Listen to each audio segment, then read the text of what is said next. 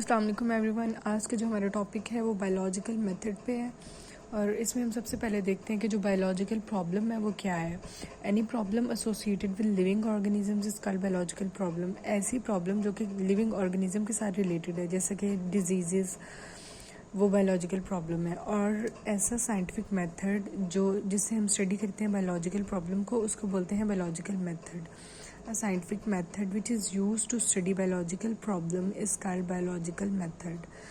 यानी biological method एक ऐसा साइंटिफिक मेथड है जिसके अंदर हम बायोलॉजिकल प्रॉब्लम को स्टडी करते हैं। और बायोलॉजिकल प्रॉब्लम क्या है? कोई भी ऐसी प्रॉब्लम जो कि ऑर्गेनिज्म से रिलेटेड है, लिविंग ऑर्गेनिज्म से रिलेटेड है, और ये एक्सपेरिमेंट्स पे बेस करती है। ये जो सारा मेथड है एक्सपेरिमेंट्स पे बेस करता है और आगे इसके फर्दर स्टेप्स हैं जो हम भी देखेंगे। नेक्स्ट हम इसके फर्स्ट पॉइंट की बात करेंगे जो है ऑब्जर्वेशन। ऑब्जर्वेशन में क्या होता है कि हम ऑब्जर्वेशन 5 सेंसेस के थ्रू होती है, जिसमें हमारी जो 5 मेन सेंसेस है वो इंक्लूडेड हैं। Sense of vision, hearing, smell, taste and touch. उसके बाद कह रहे हैं कि जो ऑब्जर्वेशन है वो 2 टाइप्स की होती हैं। The first one is qualitative, other one is quantitative. जो क्वान्टिटेटिव है ना वो मेजरेबल होती है और प्रिसाइज होती है एज़ कम्पेयर टू क्वालिटेटिव। यानी क्वांटिटेटिव को मेजर किया जा सकता है और क्वालिटेटिव को मेजर नहीं किया जा सकता। और जो ऑब्जर्वेशंस है इसको ऑर्गेनाइज किया जाता है in the form of data. Next हमारे पास जो स्टेप है वो है हाइपोथेसिस। हाइपोथेसिस है क्या, इसकी हम डेफिनेशन देख लेते हैं। छोटी सी है, टेंटेटिव एक्सप्लेनेशन ऑफ ऑब्जर्वेशन। यानी ऑब्जर्वेशन जो हमने ऑब्जर्व किया अपनी 5 सेंसेस की हेल्प से, उसकी जो टेंटेटिव एक्सप्लेनेशन है, उसकी आर्जी जो एक्सप्लेनेशन है, उसको कहते हैं कि ये हाइपोथेसिस है। यानी हम कोई भी एक स्टेटमेंट दे देते हैं on the basis of observation, तो उसको हम कहेंगे कि जी ये हाइपोथेसिस है। या फिर हम कह सकते हैं कि ऐसी स्टेटमेंट जिसको टेस्ट करना है, हमने बार बार टेस्ट करना है ताकि हमें पता चले वो स्टेटमेंट ठीक है या नहीं ठीक, उसको हम हाइपोथेसिस कहते हैं। Statement which is to be tested, जिसको हमने टेस्ट करना है, उस स्टेटमेंट को हाइपोथेसिस कहते हैं। It is based on observation.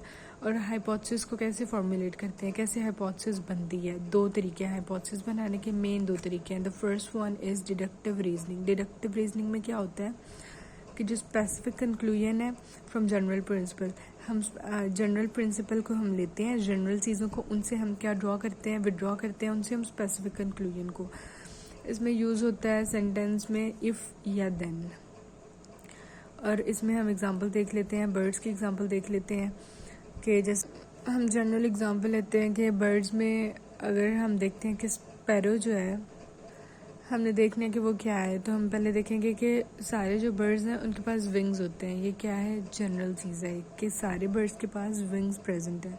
फिर हमने देखना है कि स्पैरो के पास विंग्स हैं कि नहीं है, तो स्पैरो के पास भी विंग्स हैं। तो जनरल से हम स्पेसिफिक की तरफ जा रहे हैं कि सारे बर्ड्स के पास विंग्स हैं। फिर हमने देखा स्पैरो के पास भी विंग्स हैं, तो हमने कह दिया कि स्पैरो भी बर्ड है क्योंकि सारे बर्ड्स के पास विंग्स हैं।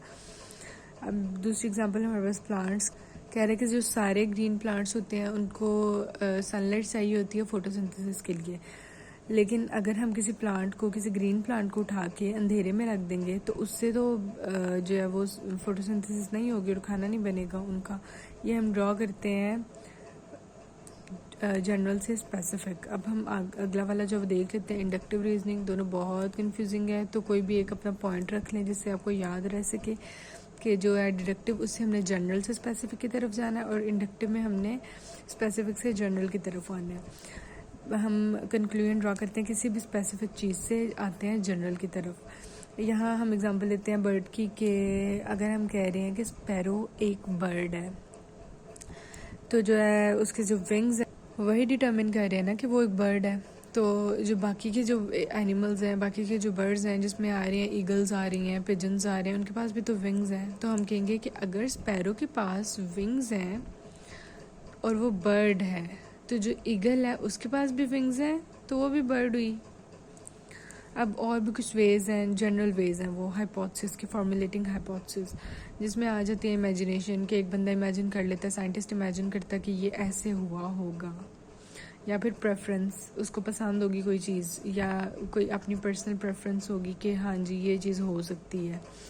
या फिर रिलीजियस आइडियाज़, रिलीजियस पे बेस होते हैं बहुत सारे आइडियाज़। या फिर discovery of one thing for while looking for other, यानी आप एक हाइपोथेसिस पे काम कर रहे हो और आपको उस हाइपोथेसिस को टेस्ट करते करते कोई वो चीज़ जिस चीज़ पे काम कर रहे हो उसकी बजाय कोई और चीज़, कोई नई चीज़ डिस्कवर हो जाए। नेक्स्ट जो पॉइंट है हमारे पास वो है experimentation. Hypothesis is tested again and again. Hypothesis को बार बार टेस्ट किया जाता है ताकि पता चले कि ये सर्वाइव कर सकती है या नहीं कर सकती। अगर तो वो पहले उसको टेस्ट इसलिए किया जाता है कि वो सर्वाइव करेगी कि नहीं करेगी। अगर वो कर जाती है सर्वाइव तो उसको एक्सेप्ट कर लिया जाता है, नहीं करती तो वो रिजेक्ट हो जाती है। और दिस में फॉर्मुलेट फर्दर हाइपोथेसिस। एक हाइपोथेसिस से बहुत सारे हाइपोथेसिस जो हैं वो जनरेट हो सकते हैं, फॉर्मुलेट हो सकते हैं।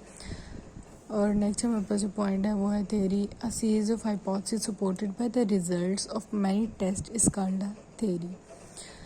हाइपोथेसिस का जो रिज़ल्ट है, मतलब एक हाइपोथेसिस को बार बार टेस्ट किया जाए, बार बार टेस्ट किया जाए, लेकिन वो फिर भी स्टैंड आउट कर जाए, वो फिर भी जो है ना वो फाल्सिफाई ना हो, जो टेस्ट हैं वो उसको सपोर्ट करें, तो वो जो हाइपोथेसिस होता है वो कन्वर्ट हो जाता है थ्योरी में। थ्योरी की भी दो टाइप्स हैं। एक जो प्रेडिक्टिव थ्योरी है, जो कि गुड थ्योरी को प्रेडिक्टिव थ्योरी कहते हैं, उसमें एक्सप्लेनेशन होती है प्रॉपर।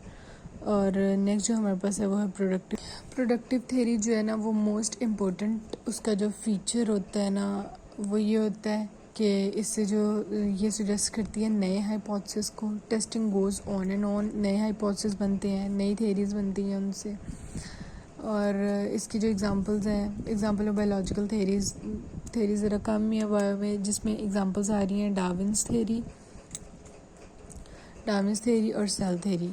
नेक्स्ट हमारे पास जो लास्ट बायोलॉजिकल मेथड का पॉइंट है वो है scientific law. If theory survives it becomes law. अगर एक थ्योरी जिसके बहुत सारे टेस्ट हो रहे हैं, जो बहुत सारी सिचुएशंस से गुजर रही है, अगर वो सर्वाइव कर जाए तो वो साइंटिफिक लॉ बन जाता है। और जो साइंटिफिक लॉ होता है उसको कैंसिल नहीं किया जा सकता, वो फाइनल होता है। Scientific law is constant fact of nature. ये कांस्टेंट होता है based on sceptical approach. Sceptical approach क्या होती है? सवालिया सोच, यानी खुद को ही क्वेश्चन करते रहना कि क्या ये ठीक है, इसका आंसर क्या होगा, इसमें क्या होगा। और बहुत कम साइंटिफिक लॉ है, क्योंकि जो बायो की जो नेचर है, नेचर ऑफ लाइफ जो है वो चेंज होती रहती है, इसलिए बहुत कम लॉ हैं, जिनमें से एक हार्डी विनबर्ग लॉ है, एक मेंडल्स लॉ ऑफ इनहेरिटेंस है। और जो आज का हमारा टॉपिक था वो यहीं पे ख़त्म हुआ। अगर कोई इशू है तो आप लोग मुझसे पूछ सकते हैं। और चैनल को लाइक कर दें, वीडियो को लाइक कर दें, चैनल को सब्सक्राइब कर दें। और कोई और वीडियो अगर आप लोगों को चाहिए तो आप लोग कमेंट सेक्शन में पूछ सकते हैं, मैं उस टॉपिक पे ज़रूर वीडियो बना दूँगी। Thank you.